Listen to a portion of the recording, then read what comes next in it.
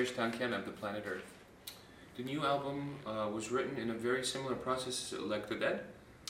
Piano and vocals, or acoustic guitar and vocals starting.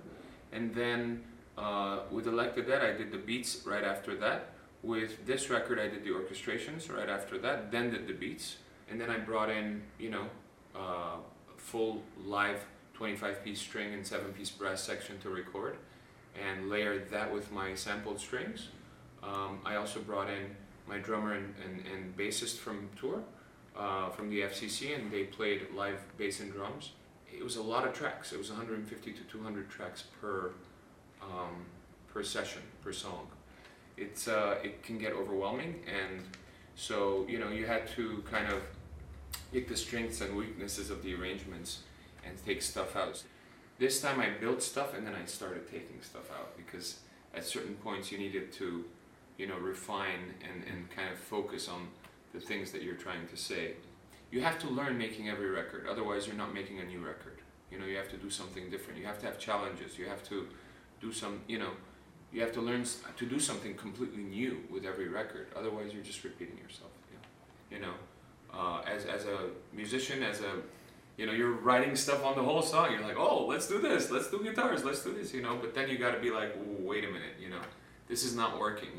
There's certain songs, for example, that I added electric guitar, but it was taking something away.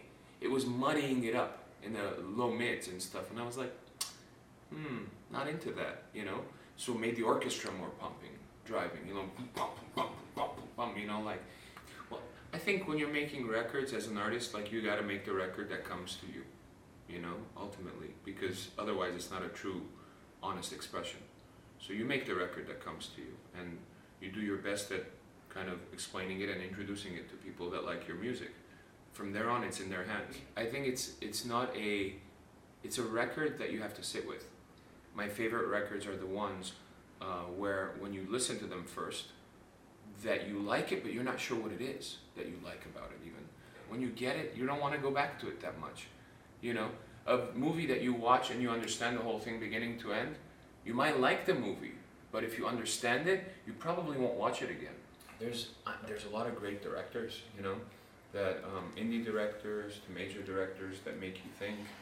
I like Adam Goyen's films, for example. I like classic directors. There's like Kurosawa and Jean-Luc Godard and Parajanov, Malkovich films, for example, really make you think. Both as an actor and just the way that things are done.